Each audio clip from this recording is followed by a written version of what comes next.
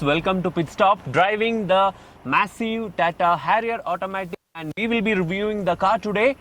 And please subscribe to our channel and also hit the bell icon so that you will get all the notifications. Let's kickstart the Harrier review.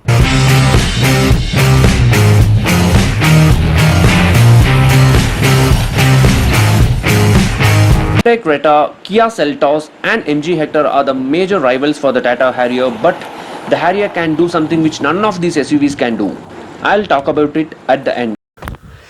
Okay guys, so we have already done a detailed walk around video of the Tata Harrier. You can go through our channel and you will find it, and let me just quickly take you through the exterior and design elements, but I'm going to tell you what I like and what I don't like. So from the front, I really like the road presence of the vehicle, but what is missing is that because of the huge dimensions of the Tata Harrier, I believe there should be a front parking sensors.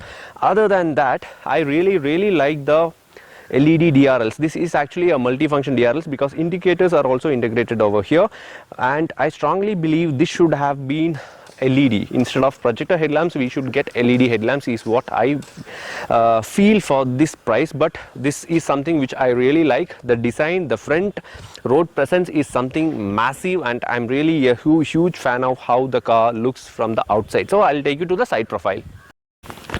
So guys, welcome to the side profile actually. So what I like here the most is the large doors. Large doors, why I like? Because ingress and coming outside will be extremely easy in the Tata Harrier. Even the rear doors are very large, so that you can literally jump inside the car instead of hopping inside.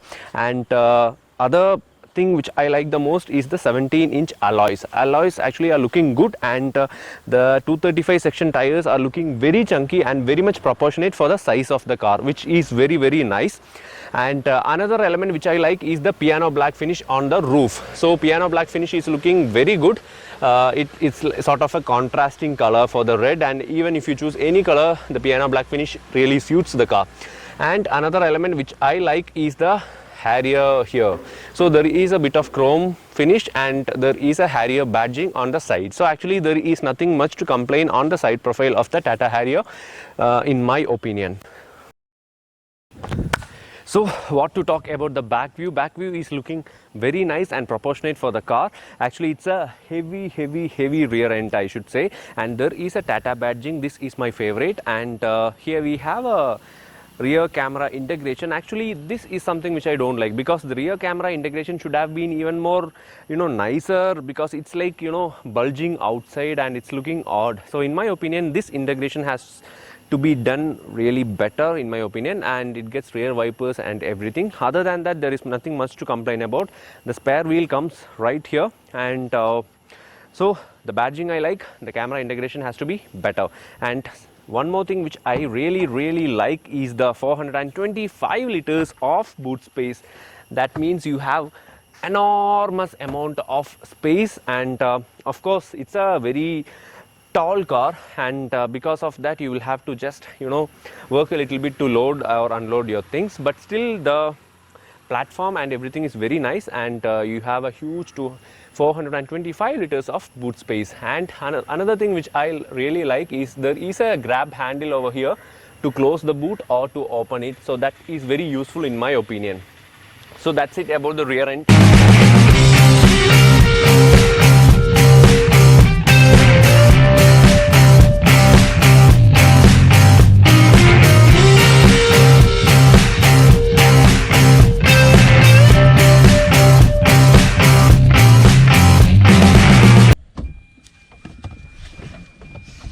I told you, right? Literally we can jump inside the Harrier because that much big is the door. And okay, so I'm inside the Tata Harrier, and let me quickly take you through what all I like on the interiors. First thing is the space. It's very spacious, very wide. You get a feel of you're sitting somewhere inside a palace, because that much space is there inside the Harrier. Lovely thing.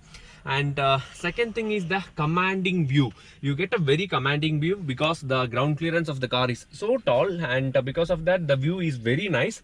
And as I told you, very large windows on the side, so that you get a very nice view on the outside as well. and let me take you through the interiors specifically.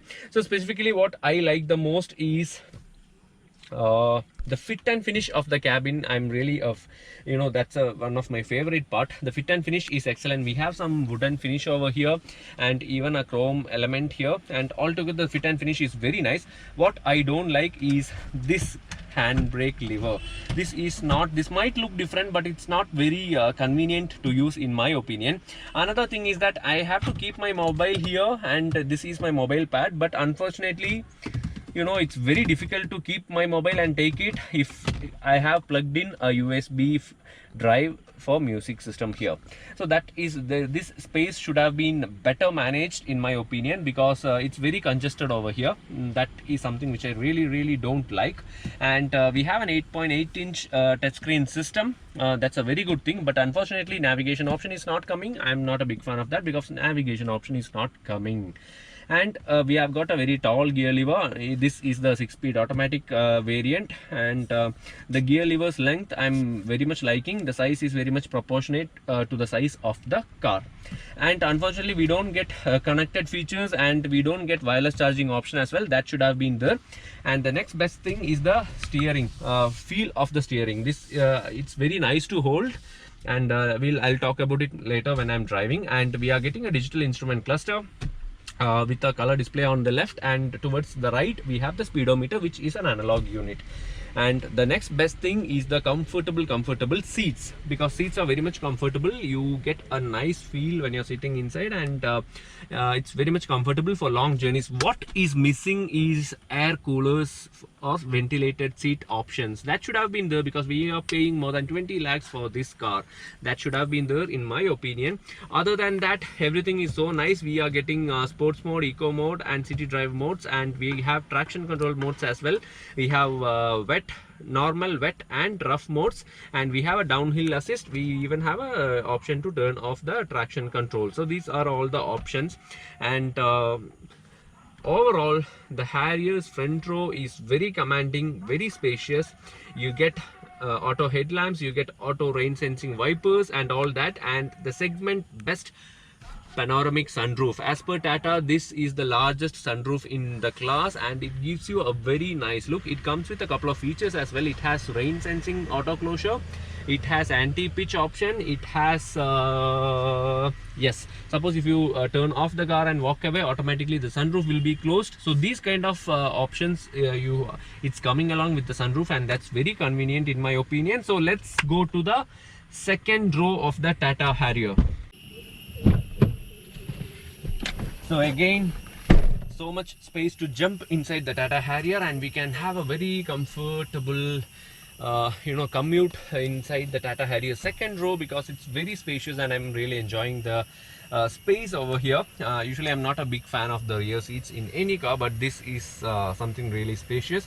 And okay, so we get seat back pockets, very nice handrest, and 3 people can sit very comfortably in the Tata Harrier. It's a proper 5-seater.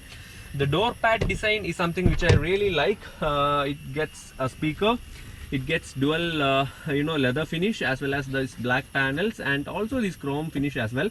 What I like the most is you have a small mobile holder sort of thing on the door pads itself, which is very useful, and a very big bottle holder. If you go to the front door pads also get 2 bottle holders. That is quite you can accommodate your bottles on those spaces. And overall the Tata Harrier, in terms of space, it's very nice. In terms of build quality also, you feel that confidence when you're sitting inside the Harrier. And you get a nice panoramic sunroof. The view extends up to here, so that you can really enjoy. Suppose if it's raining or something, you get a very blissful experience traveling inside the Harrier. So it's time to drive and decide how it really is.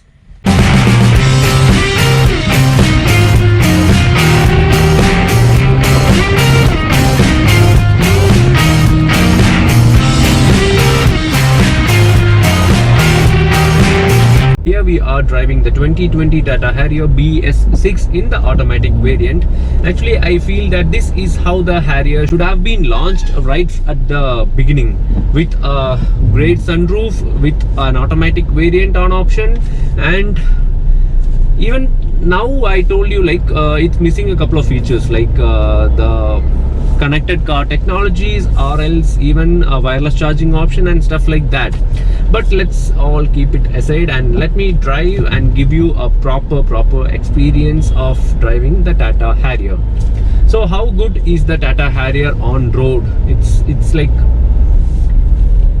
I feel it's bloody good, because one thing is that the car feels very much macho. You get that confidence to drive across our roads, which is filled with potholes, and you don't need to worry about anything. The ride quality is simply the best, I would say. The Apollo tires are really helping it out, and also supports the ride quality, and steering feel at lower speeds is very good. But when you go to higher speeds, the steering is not weighing up much. That is one thing which I feel. And also if you go into a pothole at higher speeds, you can feel that jerk on the steering wheel itself. So that is one thing, and I'm really not a big fan of this handbrake at all.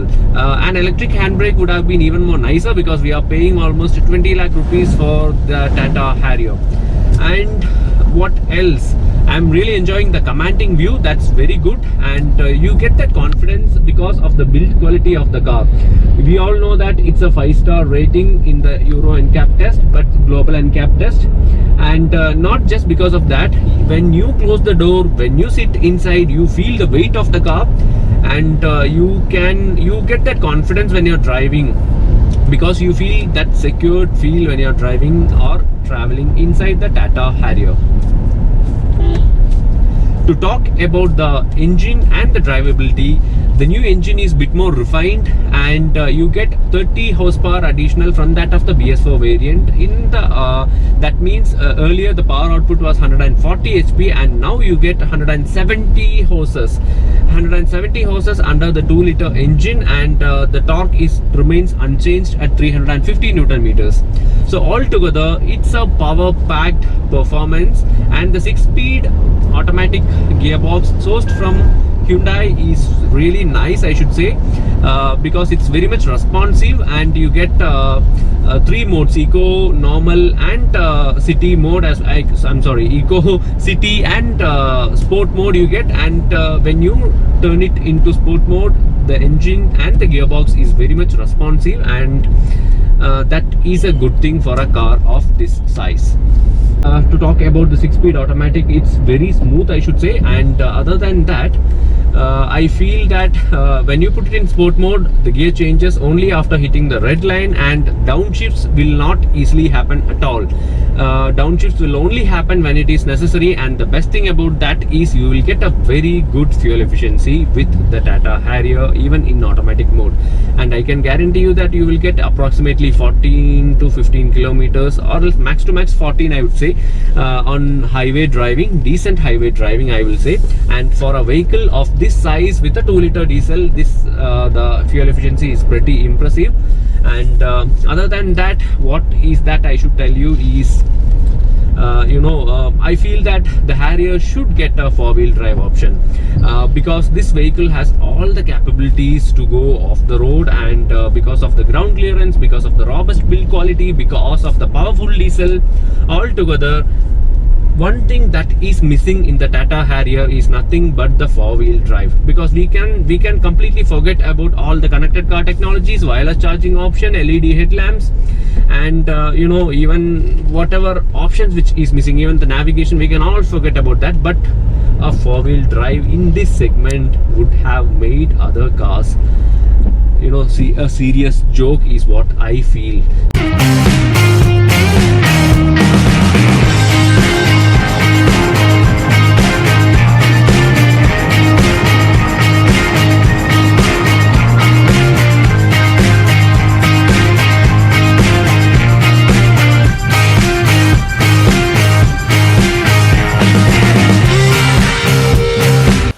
The Harrier comes with traction control modes, wet, snow and sand. It comes with a downhill assist. It comes with a powerful engine, but no 4-wheel drive. It's just a front wheel drive car. It has got amazing ground clearance, and still it doesn't come with a four-wheel drive, my dear Tata Harrier. I really wish if you could come with a four-wheel drive system, because you are such a beautiful, beautiful SUV.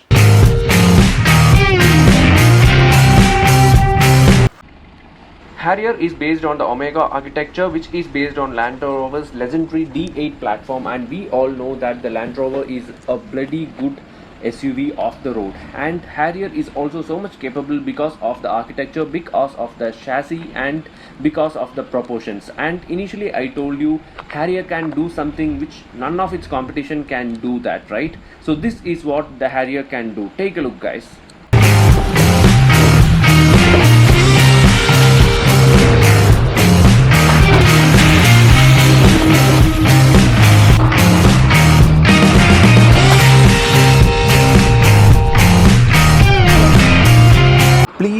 Please don't try this with any of Tata Harrier's competition, because doing a jump like this on a Creta or Seltos or even the MG Hector will bring serious troubles for the car. A good day driving the massive Tata Harrier in the automatic variant. And to conclude, what should I tell you guys? My opinion is that the price of the Harrier automatic is 20.25 lakh, and it starts all the way from 13.6 lakh, and it misses out a few options. First thing is that it has the capability to carry a four-wheel drive system in the Tata Harrier, because it has got a very powerful refined engine.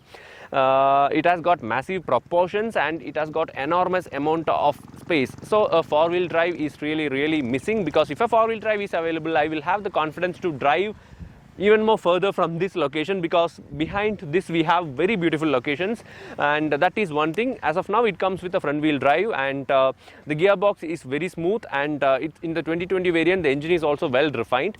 What it misses out is a couple of features like the wireless charging option, seat coolers, and a couple of connected features. Other than that, comparing the competition, this has the best road presence, this has the best space, and this is a lovely car in every other term. Only thing which is missing is what I told you now, and for this price we should expect those features as well.